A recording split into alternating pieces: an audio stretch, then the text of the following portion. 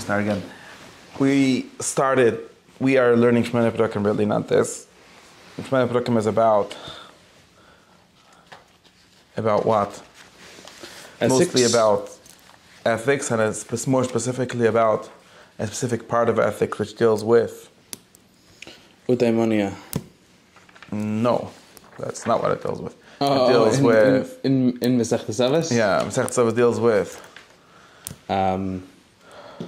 something Rambam calls malis hamidas, right. Ethical or something perfection. Aristotle calls character virtues, as distinct from intellectual virtues, which is not the discussion mostly in this, but is needed in order to get to the intellectual virtues, which are sort of prophecy, right? And the reason why we should care about all of this is because we want to be a chassid, which is the greatest thing, which is another way of saying you want to be happy, and then you're going to be a prophet, which is sort of the intellectual virtue. And since in order to become a prophet, you need to have also these character virtues, we need to discuss them, and that's mostly what Pirkei Avos is about. And that's mostly what Shemona Perakim is going to be about, right? Very good. But we got into and that's really what we have to be doing.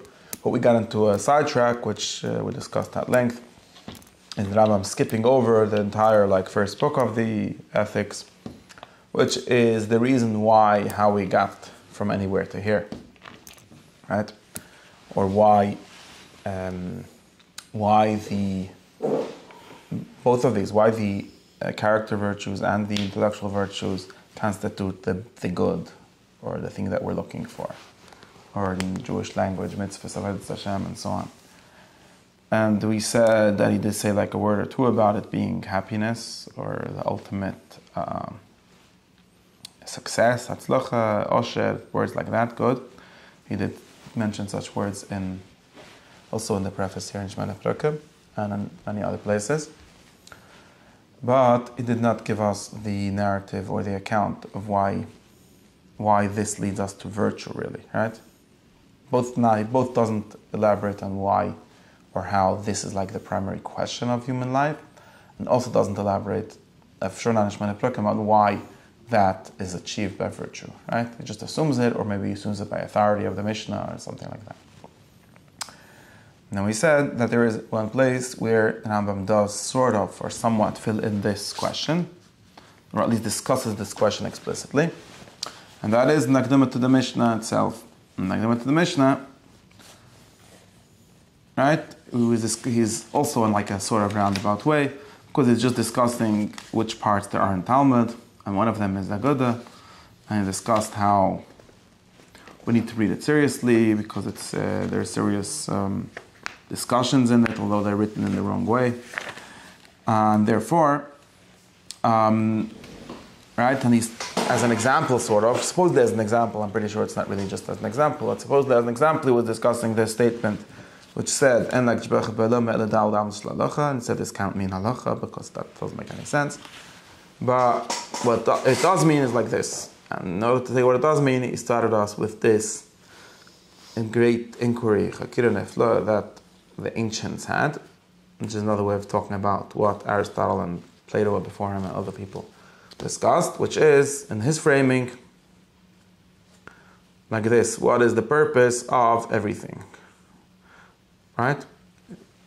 So we discussed this, and to his mind, this is all framed under a physical principle, right? It's physical or maybe metaphysical principle of purposes or causes of things, and how everything needs to have a cause, and specifically a final cause, which is the tachlis of things, the end. Otherwise, it would be for nothing. And Aristotle has this sort of statement saying nature does nothing for futile, nothing for no purpose. Nature always acts with a purpose. And therefore, he starts to go through all of reality and see how we could find its purpose, right? It's artificial things, obviously their purpose is in the mind or in the one who created them, has a purpose for them.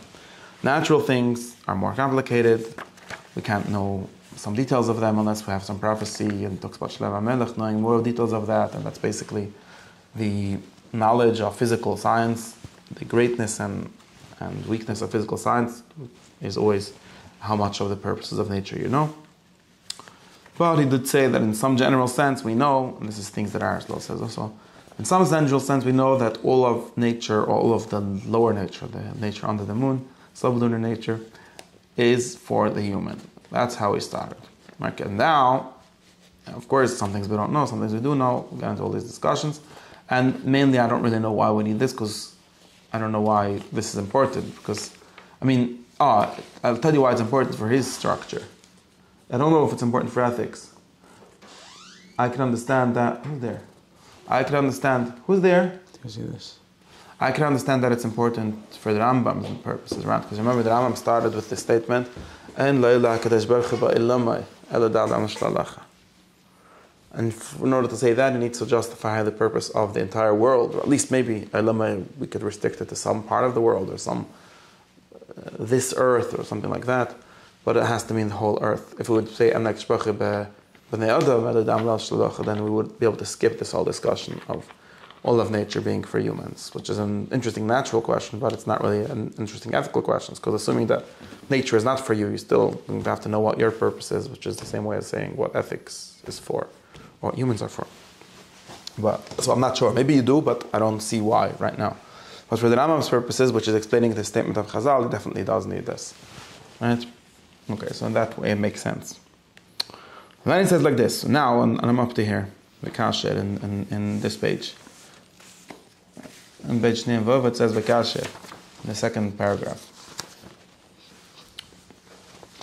Okay?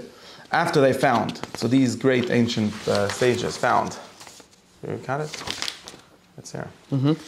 They found that the purpose of all of these was Metzias Adam, the existence of man. Therefore, they were obligated, so we need to know what is man for, right? Because obviously he's not the final cause of everything. Or at least not as he is. Okay. Now, after at length studying this, they found like this. There's an interesting problem with man. And again, here we get to a really essential framing of the problem of ethics, or the problem of the good for humans. Although it's framed here in like this teleology of nature way, you could frame it without that also, right? The reason why there's a question, the reason why there's a problem with knowing the purpose of man is that man is more complex than everything else, right? Most animals or growing things, trees, do only one or two things, right? And if they have only one or two things, then obviously what their purpose is has to do with what they do. For example, palm trees only make dates. They don't, like one they make dates and another they make grapes. So obviously palm trees are for dates, and grape vineyards are for grapes. Sort of obvious. Sometimes they do more than 2 things, 3 things. Not much more, right? Or same thing, animals. There are some animals that do things, like there are some animals that actually weave, which are called spiders.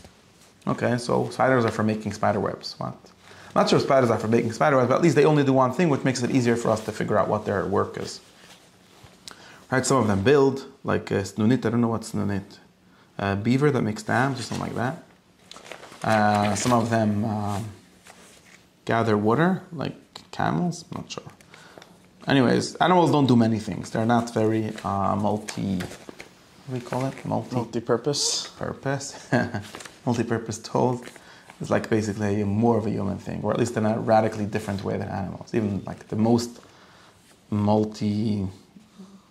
multi-function, like animal, doesn't even do 1/100th of the amount of things that humans do. Right? Interesting is that humans do these many things, many different things. Right? And that's why we have this question, because like, should you dedicate yourself to this thing or to that thing? Which one is the like primary thing that we're really trying to do or trying to achieve? That makes sense? Mm-hmm. Now, these philosophers that he's quoting, they did like this. They went through each one of them. And this is something, for example, Aristotle does sort of go through each of them in the beginning of the Ethics, which he called like the different options for different kind of lives. When we play Baby the Republic does things like this. No, it's not. And they said like this.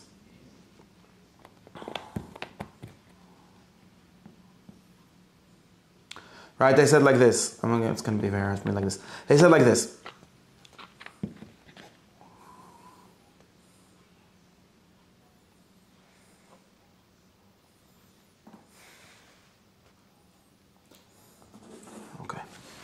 They said that the purpose of all these many different things is really only one thing. But everything else we can organize. In other words, there's a way. He doesn't really give a proof of this, but he says, we know that there's a proof for it, but he doesn't give it here, which is interesting. He says that just quoting what they say, he says they found that the purpose of a human is only one activity, and all the other activities can be seen, at least this is possible, right? Can be organized as ways for the human to continue to exist, to continue to alive, to continue to flourish, but for the purpose of that one thing to be able to exist, to be able to do, to be complete. That is what he says. And he says like this, and he gives a different proof. He says, what is that one purpose? That one purpose is, it says here, the knowledge of intellectible things, right? He calls it tzir. Tzir just means the grasping. Or knowing of truth, which is the same thing. Knowing of truths as they are. The knowledge of reality as it is. So the knowledge of truth as it is, or the knowledge of what can be known as it is. That is the goal. That is the end. Now, what is the sort of proof that this must be the one thing that humans are really for? It's like this. With it's impossible, and the purpose of man is to eat or to drink, or to have sex, or to build a wall, or to be a king. None of these things can be the purpose of man, and he says like this, why? Because all of these are accidents to him, which do not add anything to his essence. What does that mean?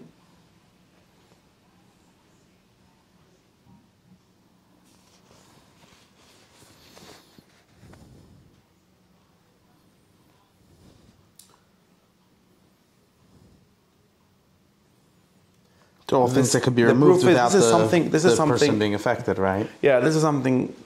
There's a kind of such a thing in the ethics, which is something like, for example, gathering money doesn't gather anything to the human; it gathers something to things that belong. The only difference between whether or not I was a king yesterday or a king today, and not a king today, is the fact that I'm not a king today. Right? No, but kingship. Where is the kingship of the king? If I take the king if we go with the king to the shower or something, and we'll look at him, we'll see that he's just a human like all of us. So where is he? Where is this kingship? Right, It's outside of him. If he becomes a king between today and tomorrow, the only difference between it is whether or not he's a king. Nothing else. Nothing else about him. Something like that.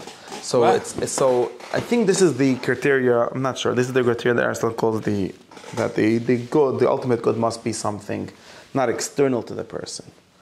Because if it's external to him, then it's not his good. It's something else's good, which belongs to him, which has some relation to it.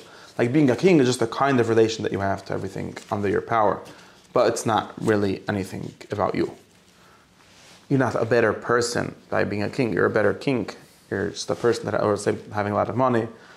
Having a lot of food is more complicated because it's at least partially of a person. Is this actually believed, though, about a king? I feel like it's maybe a bad example. Yeah. Aristotle is honor and money. I don't know what he says. The first three options he gives here, which is eating and drinking, are about the person, just about the person's body, which is not really what the person is. But having money is not something about a person. Is that a problem? No, but being a king might be something about a person. No. His actual power, his actual kingship. His power or maybe his actions. Yeah, his actions again. Yeah, some of his actions that the king does. Yeah, but again, everyone... Yeah, I mean, it's external, so it can't be... This is where the Rambam takes the most extreme version. I'm just saying is a tougher example to justify than wealth. No, not at all. I don't think so. What is tough is to justify just itself, because assuming that what we're looking for is like the perfect or the best action that humans do, then the fact that some actions need external tools to be completed with is not clear that that's a good argument against them. And there's really like some... Thought requires food. What? Thought requires food. Again, that's below it. But for example, if you'll say something like this, that the part of being a good person, for example, is to give tzedakah or something like that, that requires money. And that's a good activity. It's a good activity of the soul. It's not a good activity of the money. Money doesn't do nothing. But in order for your soul to be doing, right, the actor, the agent, to be able to act that way, he needs to have, there needs to be these things that we're just calling external relations to him. He needs to have control over money. In order to be, now a king can do greater actions than anyone else can because he has the power that he has. And it would be a little weird to say that the kind of good person that a king can be, nobody else can be. He could also be a bad person like nobody else can be. But assuming that he would be a good king, that's about him. It's not about something in relation to him. It's enabled by the relation that he has, enabled by the power that he has. But the kind of good things that he does are things that are in him. They're just using the other things as tools. They're using the power that he has and so on. It's not the same case as the fact that he needs to eat. He needs to eat in order to be a king. There's some difference. I'm not sure I'm saying it correctly. You need to eat in order to exist. But to exist as a king, you need to be a king. Well, that's like, but you don't need to eat in order to, the activity of thinking or something like that isn't done with food. It's done with the mind, which lives in a person that needs food to live or something. That's distancing. Yeah, it's distancing some functions more than maybe we have before, right? There's definitely a connection between thinking and eating that's not just bottom up, but also top down, in the sense that we think about eating. Well, not think about eating, but we eat by way of thinking, right? And I think we discussed this once. No, yeah, that we eat. That's the other way around, but we don't. In any case, this is not the point over here. Right now, I'm telling you again. His thought is based on this idea. But even if we say that, that's still something where you need, there's a very, one of the criteria here, and this is why, even if we agree, and like Aristotle sometimes agrees, that there are some good, it's a part of a human perfection to be the king, or to be rich, because there's some good actions that are good human actions that you need to be rich for. And can't entirely deny the value of that.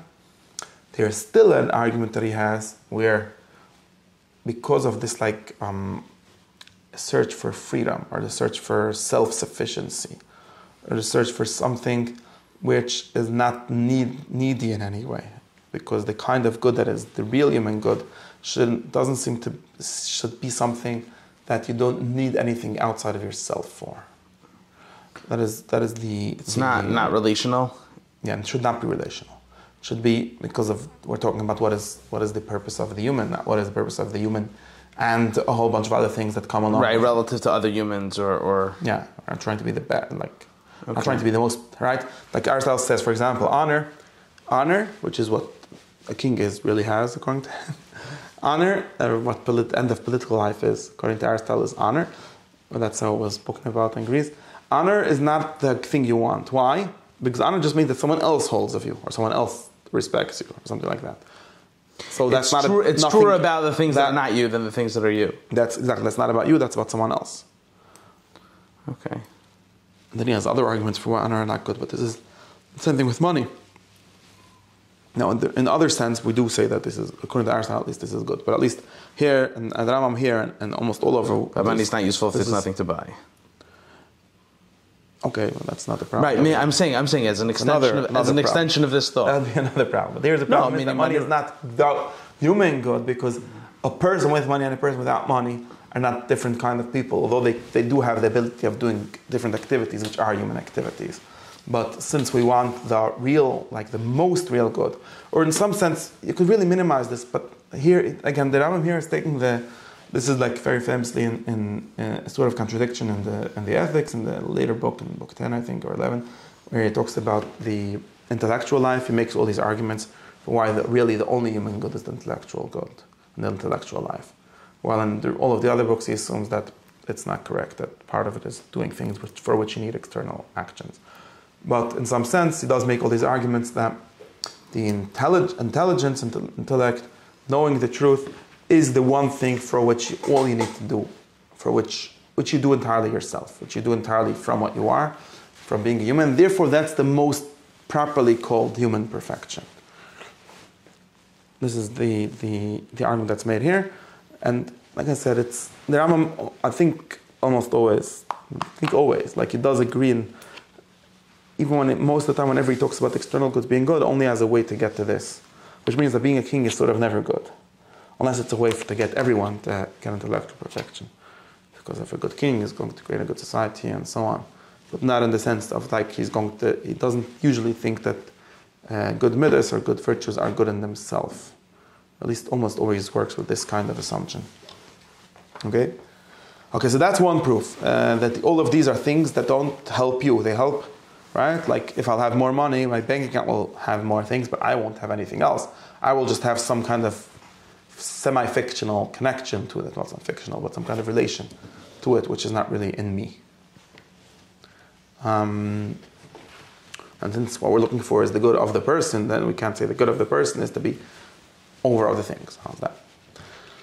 Okay, now the second reason is, the second proof, right? The oid, the second, which is of course connected to the same thing, but the second thing is that all of these activities are shared between man and other animals. And again, the assumption being, we discussed this assumption being, that what defines each thing is its uniqueness, not its sharedness, right?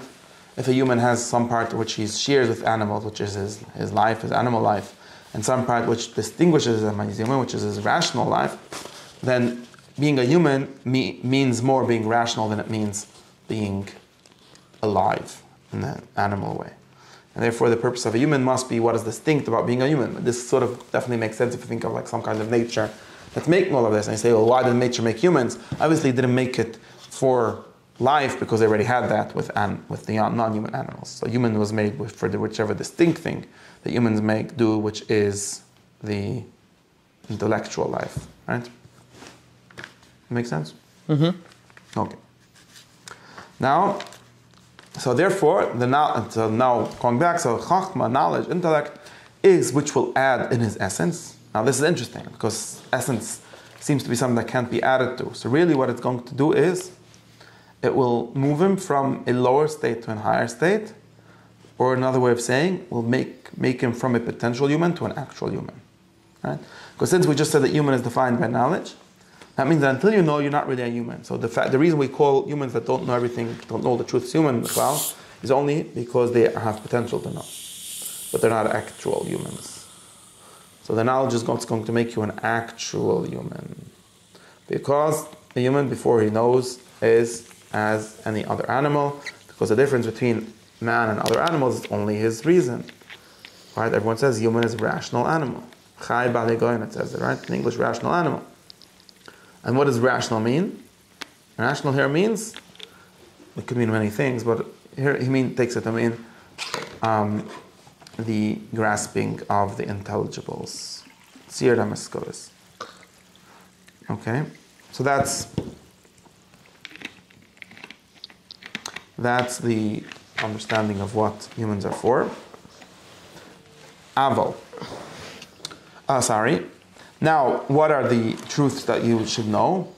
Here we're going to take another step from this and say a new thing, which is that what is the greatest truth, or really the most truest truth and so on, is the grasping of the oneness of God and what is connected to that about God, about the divine sciences.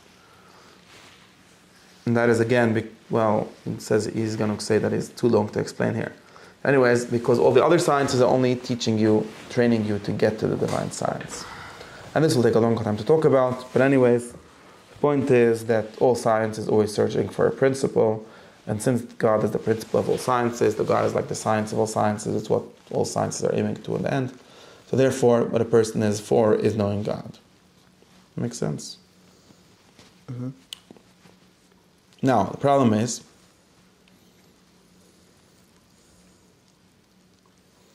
if you want to grasp the intelligibles, you will have to stop enjoying life so much. You will have to stop. You will need to deny the exaggeration, right? The too much of physical pleasures. Why?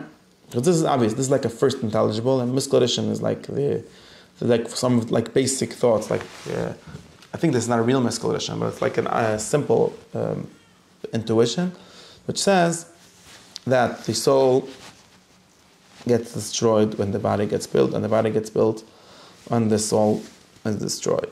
Why is that? Sort of, basically, and this shouldn't be taken too extremely, although he says in a very extreme way here. But what he's saying is a very basic thing, right? Since the human is not the chasing or the attraction to what we call the animal pleasures, all things that are sensible things, right?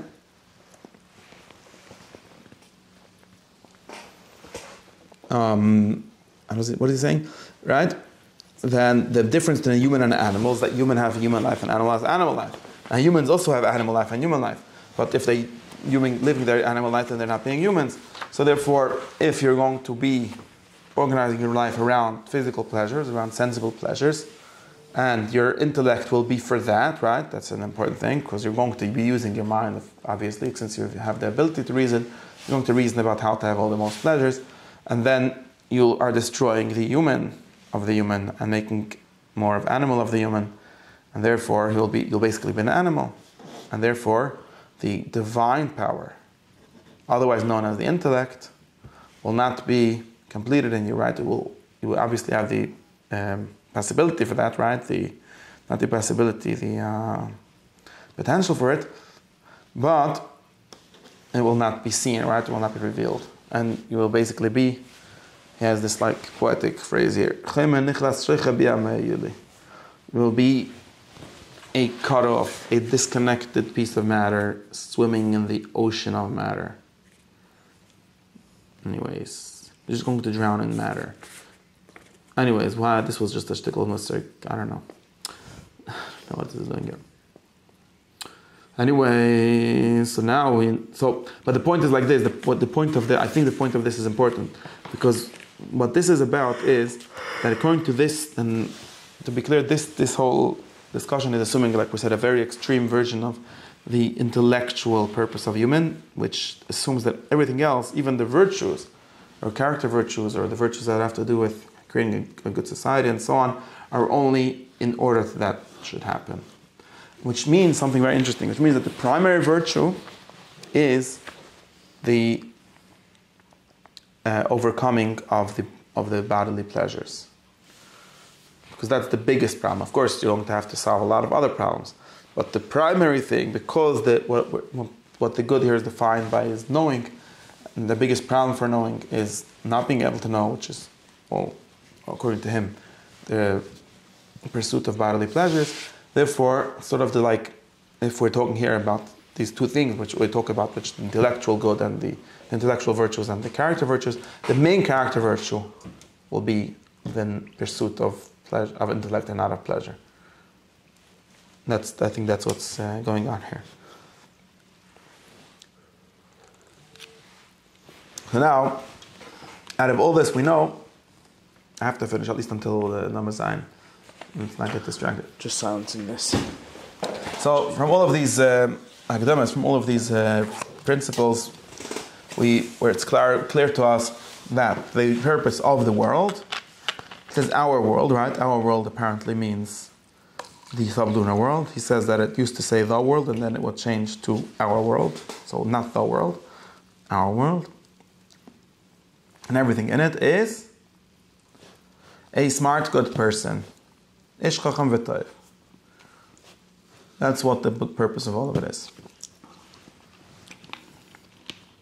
Right? Very good. And when one person will successfully, one of the humans, right, will have knowledge and action, chachma and masa, which chachma means the grasping of the truths as they are, and as insofar as it's possible for a human, right? Maybe not everything is possible, but insofar as it's possible. And in good activities, right? And practical good, I mean. What it says here is Yoshir Amazing B'Dvarim Tivim, or the balance, the correct balance in the natural things. In other words, the correct balance is the one which allows you to think, and the staying away from being sold, being addicted to all kind of bodily things. This is exactly what I said. This is what my understanding predicted that it should say. That the main masa is staying away from bodily pleasures. and taking only what he needs for his body to survive, or maybe not only to survive, to be healthy and all of that, but in order, not more than that, because that will take him away from learning. And then he says, so I don't know. But it seems like, according to him, according to this discussion, this is the primary virtue. Now, this person, he will be the purpose. Right? And this is, of course, going to explain us already why which means this kind of person is going to be the purpose of everything. And what he's going to say now is that this is not some crazy thing that Chazal said because they had this weird faith or something. All of this is not known from prophecy or something. It's also known from the ancient. And the point of people is for this person. Oh, well, that part we're going to talk about next time. The problem of the other people. That's a problem. And let's assume now, for now, we're talking about the person. We'll talk about the problem with other people in a second. Not in a second, not today. The point is that he wants to make that this is an important point for him going back to what he said, that Chazal were not just saying things. That this idea, this truth, this idea is not known from the prophets. It's also the wise men of the ancient nations who have never seen the prophets, have never heard any of their wisdom. They also knew this already. Interesting. What do they know? That the perfection of man is if he has the perfection of knowledge and action. And he quotes the famous philosopher. Not entirely, this person of the bottom is not entirely sure who this is, but anyways, must be Aristotle or Plato, who said that the purpose of God is that we should be understanding and good. Socrates said all kinds of things that basically add up to this, but exactly this quote is probably a quote from somewhere that I'm sure the other person knows where it's from. But what difference is it? Point is, what he's trying to show us is, this is like the Rambam doing like a very like comparative thing, where like this Mishnah, or this statement, it's not a Mishnah, this Ma'amar, is not like just a Ma'amar that says in Chazal. It also says in the Greek, it also says in the Greek philosophers. And it proves that this is not just some kind of belief, it's also like a reasonable thought to have. Right? And he goes back to him talking about against Tavis. He said, why we need to be good and knowledgeable, because his deduction only arrives us at being wise.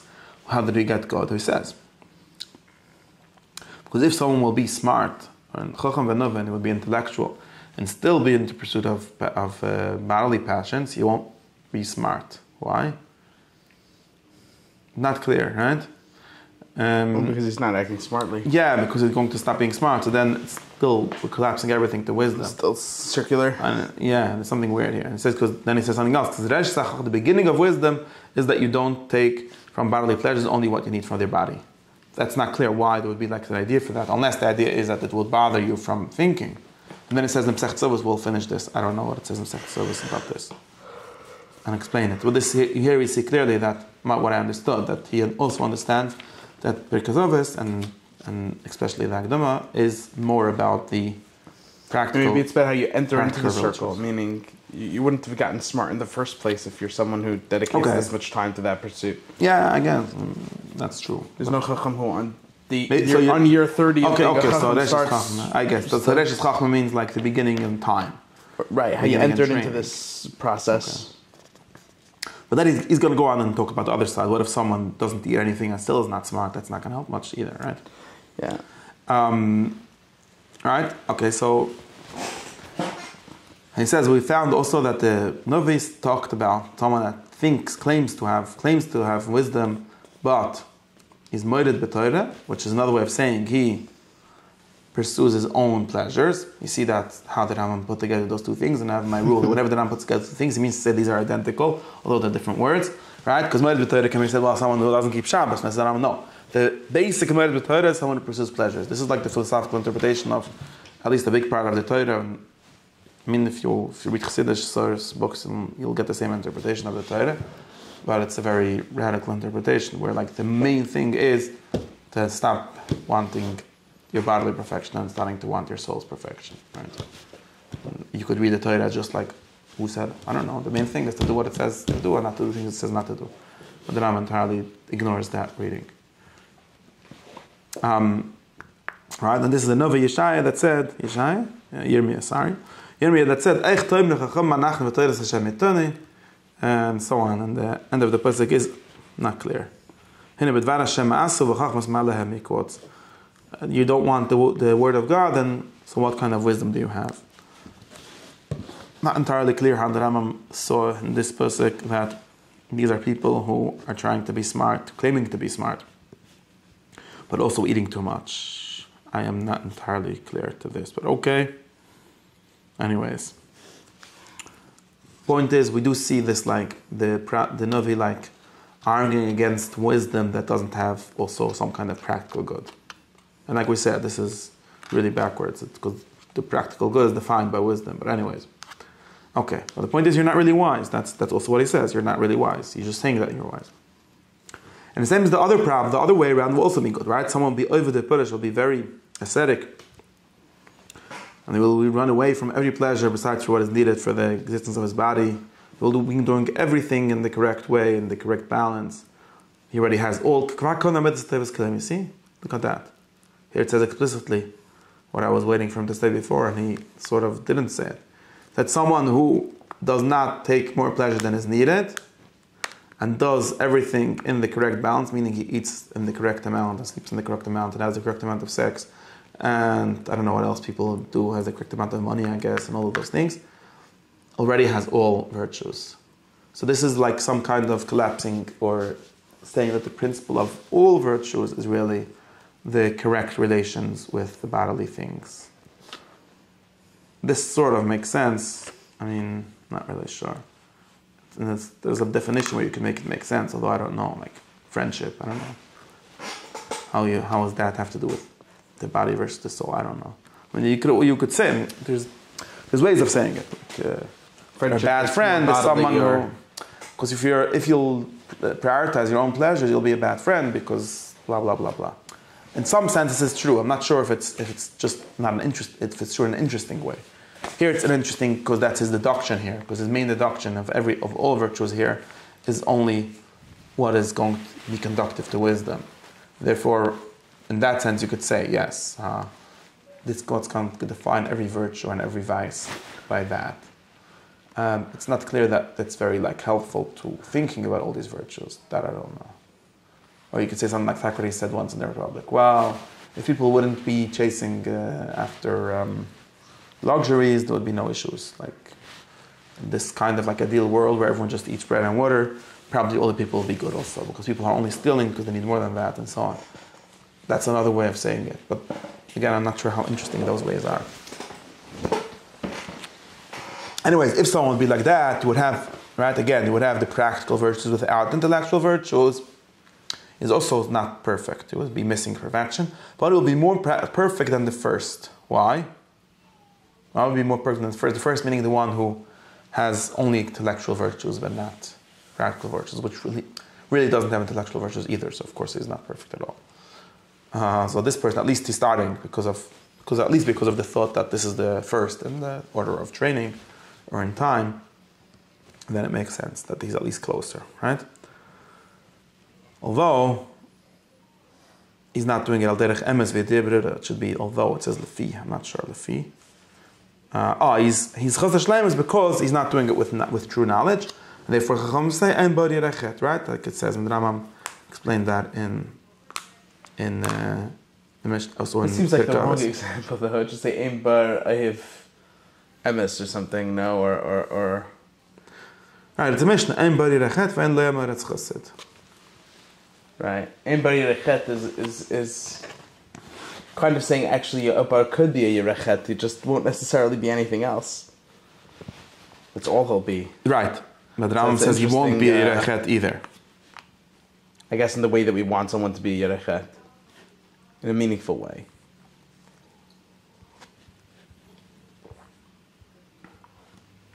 Because it's not motivated by the pursuit that should make you want to eschew the things that you are rejecting.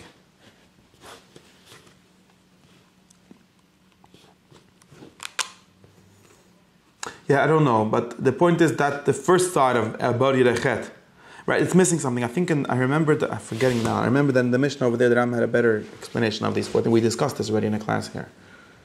of the Yireh Chachma and Yireh and Chachma, which is basically about the relation between these two things. And then he says, Misha Omer al Amorat Shechased Rei Machziv Chachamim. Hashepaskiv Za'if Nechrat. This is the Rambam attacking from people that are not smart. Right? If you say that Amorat is Chased, like for example, you say that, well, I'm not going to give names. Anyways, you're a Pekaitis. Right? Because Mishnah steht in Lowy Chased, Nizuk Chaziana Rebbe, which is a Geis Amorat, but his flame is a Chased. You're a Pekaitis. So you also against the Chacham, also Machziv Seichel, because of course the Seichel says that that's impossible. Anyway. So we discussed. Did we discuss this passage also when we discussed it? I don't remember. Because I remember this point that the Rambam likes to show, what I said was that the Rambam is using the Chum against the from people and the philosophers against the Frei people, right? When he wants to tell the from people they have to be smart, he tells them, well, the Chum said that. And he wants to tell the smart people they have to be from, he tells them the philosophers said that. Because he said, in Pirkei, he quotes Aristotle and says, not only the Chacham said that you have to, they need Yireh and Chachma, and Yireh and Chachma, you need Yireh for Yireh Sekedemus L'Chachmasa. Aristotle also said it. Like, you're never going to get away from this. You can't say, Okay. And therefore, we say on the Torah, it says, Lemantem L'Asoisam, right? So, Chachma Koidim L'Masa, right? Sheba Chachma Yagia L'Masa, V'Mas L'Yavia L'Chachma, right? If you understand that you should do things, you will do them. And that's also what Chazal says, Shetalm L'Masa, right? I'm not entirely sure. Finish thinking about this. I remember that we thought about this more clearly last time when we discussed this. The point of all of this is just, what is the point of this thing, right? To show that the goal of everything, the tachlis of the world is Ish Chacham V'Toiv, which means Yashlemus of both Chachma and Masa, right? And of course, if you have Masa without Chachma, then you're Amoritz Chassid, which is not good. If you have Chachma without Masa, that's sort of impossible. Because Chachma leads to Masa. Reishis Chachma is, right? Because if you will love wisdom, of course you won't love food in the same way. Maybe that's like obvious even. It's not really clear, right? In other words, there are actually real people that are like Amoretz Chassids, although we have to like say they're not real Chassids, but they are somewhat Chassids. This is a problem. Because they are at least in the first step, right? But there aren't really, I don't know, there aren't really people that are smart and evil in this sense. Or at least not in the same time. That's probably the point. I know that modern times, people always get this question, that there seem to be many smart, evil people, and I think that they're at least not smart and evil at the same time, at least assuming this definition of evil, which is pursuit of bodily pleasures, because I don't know of any wisdom, any knowledge in the world that can be pursued while eating cheeseburgers. Do you know of any? I don't know. It just takes hard work. There's no way out of this that I know of. Do you know? I don't know why all these shivachim pretend that you could. I mean, of course, you could first do that and then that and so on, but then you'll be doing less science because you're also resting. Okay, maybe there's a correct amount of resting because of the need of your body and your soul. We're not denying that. The point is that there is a contradiction between these two things. I don't think. Is there a way out? They do no. Right, no. People always say, well, was the Nazi scientist a bad person? I mean, I don't know. Insofar as he was a scientist, he was not a bad person because he was pursuing the truth.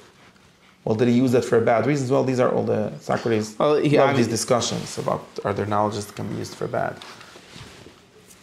But that's a different discussion, right? Yeah. Like the claim that claim that a Yireh Chachma is not saying that nobody who does not always act correctly is going to ever be smart. Right? The claim is, over here at least, is just that wisdom, by the virtue of the life, right? We're talking about the life of pursuit of wisdom, right? Not only of wisdom as it is. The life of pursuit of wisdom is in contradiction with the life of pursuit of pleasure or of pursuit of evil.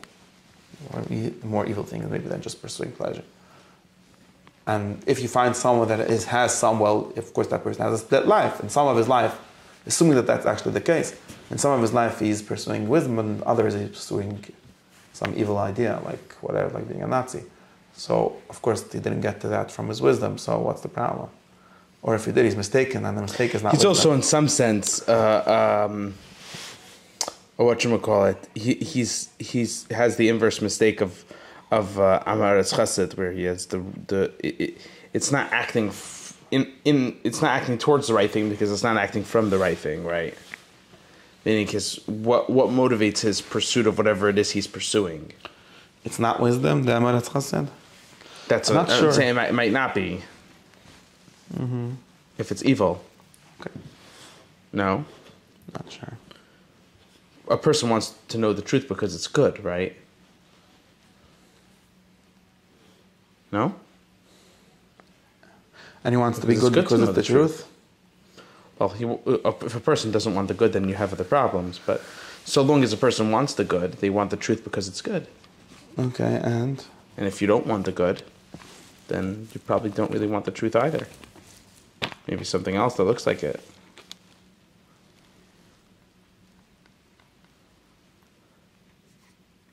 Yeah, I guess. I'm working on something about this problem today because here I'm getting to where I'm up to today in my other discussions, because there's a there seems to be a how do you call it?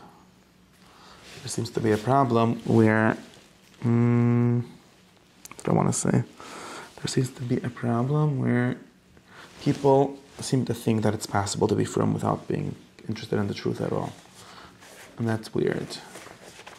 And I'm working on figuring out how to convince people that it doesn't make any sense, and also to convince that there's a problem. Anyways, that's it. I say that I'm working on today, so I don't know. I guess I finished in the right place.